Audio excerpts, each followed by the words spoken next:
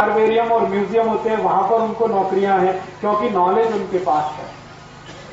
और दुनिया में बहुत सारी नौकरियां नॉलेज बेस्ड हैं, डिग्री से उनका कोई संबंध नहीं। बहुत सारे इंजीनियरिंग किए हुए लड़के जब इनके प्लांट में आते हैं ना, टाटा इंडिका में, तो उनको नीचे वाले सिखाते हैं, पूछो, क्योंकि इनको ज्यादा माहिती है, जो आईटीआई पास है, डिप्लोमा पास है, और वो इंजीनियरिंग वाले उनको कुछ आता नहीं। असेंबली लाइन पे खड़ा कर दो तो गुड़ का गोबर कर देंगे, वो कार बनानी है उसको खड्डे में डाल देंगे। उनको अलग से सिखाना पड़ता है। क्यों सिखाना पड़ता है? डिग्री तो है, नॉलेज नहीं है, तो नॉलेज के लिए काम सिखाना पड़ता है, तब जाके वो काम करते हैं।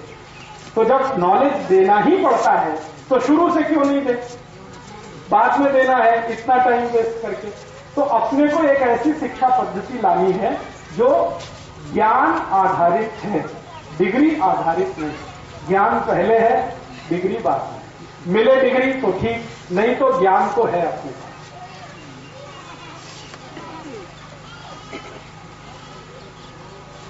हाँ है, अभी बनवा लिया।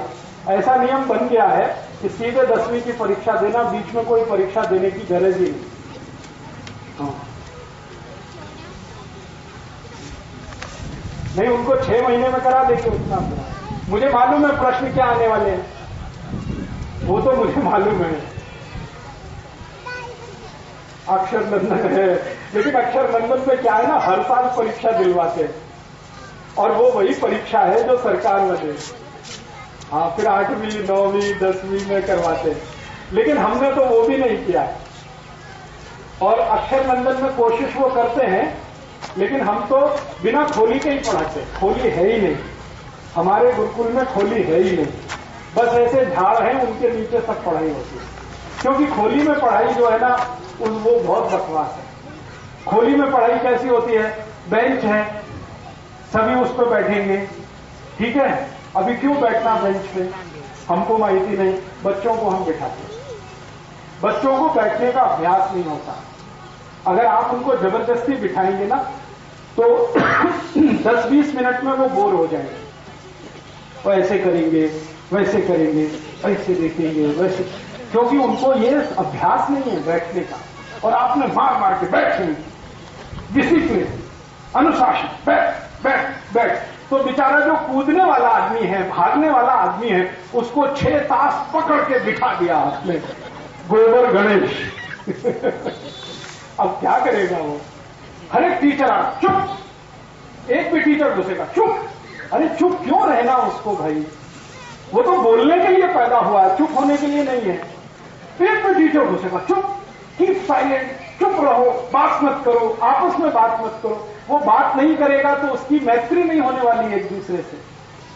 तो हम ऐसे मूर्ख लोग हैं जो उनको उल्टी उल्टी बातें सिखाते हैं। और दुनिया के सबसे मूर्ख हैं टीचर,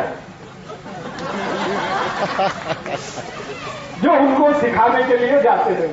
खुद को कुछ माहिती नहीं है, बच्चों को जबरदस्ती वो सब करा। अभी देखिए, एक और समस्या है। बेंच है ना, बेंच या क्लासरूम, तो वो कैसा है? ऐसे एक लाइन है, ऐसे एक लाइन है, माने वर्गाकार है या तो आयताकार है, रेक्टेंगल है या तो स्क्वायर है। तो रेक्टेंगल है या तो स्क्वायर है, इसमें सभी स्ट्रेट लाइन है ना, ऐसे लाइन, ऐसे लाइन, ऐसे लाइन है। जिंदगी में क्लासरूम को छोड़कर कहीं भी स्ट्रेट लाइन होती नहीं, पूरे जीवन में नहीं है। कहीं बता दो मुझे, झाड़ स्ट्रेट लाइन है, पहाड़ स्ट्रेट लाइन है, नदी स्ट्रेट लाइन है, विहिर स्ट्रेट लाइन है, कैनाल स्ट्रेट लाइन है, कुछ भी स्ट्रेट लाइन नहीं है जीवन में। तो आप क्यों जबरदस्ती उसको स्ट्रेट लाइन में फंसा रहे? अच्छा, मैं एक और माहिती देता हूं। हमारे शहरों में बड़े बड़े फ्लैट्स हैं, अपार्टमेंट्स हैं, सब स्ट्रेट लाइन में है कि नहीं? अच्छा, गांव में कौन सी चीज स्ट्रेट लाइन में है? गांव की गली ऐसे है ना, है कि नहीं? और मैं आपको माहिती देता हूं कि जो लोग स्ट्रेट लाइन वाले अपार्टमेंट्स में रहते हैं, उनमें कभी भी प्रेम और भाईचारा हो नहीं सकता। और जो ऐसी ऐसी गलियों में रहते हैं, वो सभी प्रेम और भाईचारे से रहते हैं। गांव में एक मीटिंग बुलानी है, सब लोग आ जाएंगे आधा घंटे में, शहर में बुला के देखो, और वो भी किसी अपार्टमेंट में बुला के देखो, कोई नहीं आएगा, क्योंकि स्ट्रेट लाइन एक दूसरे को काटती है, हमेशा काटेगी ही। इसलिए स्ट्रेट लाइन में गांव का कोई घर नहीं बनाया जाता। गांव के घर वैसे होते हैं जैसे झाड़, नदी, पहाड़ होते हैं। झाड़ टेढ़ा मेढ़ा है, घर भी टेढ़ा मेढ़ा है, नदी टेढ़ी मेढ़ी है, हमारी गांव की गली भी टेढ़ी मेढ़ी है। प्रकृति जैसी है वैसे गांव होते हैं। तो इसलिए गांव में प्रकृति जैसा प्रेम, भाईचारा है, और शहर जो स्ट्रेट लाइन है वो प्रकृति के विरुद्ध है। इसलिए दुनिया के हर शहर में मारामारी और काटाकाटी सबसे ज्यादा, और गांव में प्रेम और सद्भाव सबसे ज्यादा। तो हम बच्चे को कहां भेज रहे हैं? क्लासरूम में। वो स्ट्रेट लाइन है, सत्यानाश हो रहा है उसका। और रोज 6 घंटे मार मार के बिठा रहे, चुप बैठ, बात मत कर, इसको मत दे, उसको मत दे। उसके लिए आपने जेल बना दिया। स्कूल नहीं है, जेल है। और जब छुट्टी होती है ना, कैसे भागते हैं बच्चे, जैसे जेल से छूटे। पूछो ना इन बच्चों को, क्योंकि उनको 6 घंटे त्रासदायक आपने पकड़ के रखा है। बेचारे वो बैठना नहीं चाहते, वो तो खेलना, कूदना, उछलना, सब उनका काम वही है। आपने पकड़ के बिठा लिया, फिर 6 घंटे बाद टन टन टन टन घंटी ऐसा तेज भागेंगे जैसे जेल में से भागे हैं। और किसी भी बच्चे के दिल को पूछो, कल शाला जाने का है? नहीं जाने का। क्यों नहीं जाने का? त्रास है उसको, मानसिक त्रास है। आप घर में देखो, बच्चे स्वतंत्र हैं, खेल कूद करते हैं, इधर उधर भागते हैं, सो जाते हैं, खा लेते, पी लेते। ऐसी ही शाला होनी चाहिए जैसा घर है, तब तो वो जाएंगे, नहीं तो थोड़े दिन के बाद बोर होके वापस आएंगे। फिर आप बोलेंगे कि जो बोर नहीं हुआ वो इंटेलिजेंट है, क्योंकि वो बेचारा चुपचाप क्लासरूम में बैठ गया, टीचर ने जैसा कहा उसने लिख लिया। आप कहेंगे बड़ा अनुशासन वाला है, बहुत होशियार है, सत्यानाश उसका हो गया दिमाग का। आप कह रहे हैं बड़ा होशियार है। बच्चों का स्वभाव बिल्कुल वैसा होता है जैसे गाय के बछड़े का।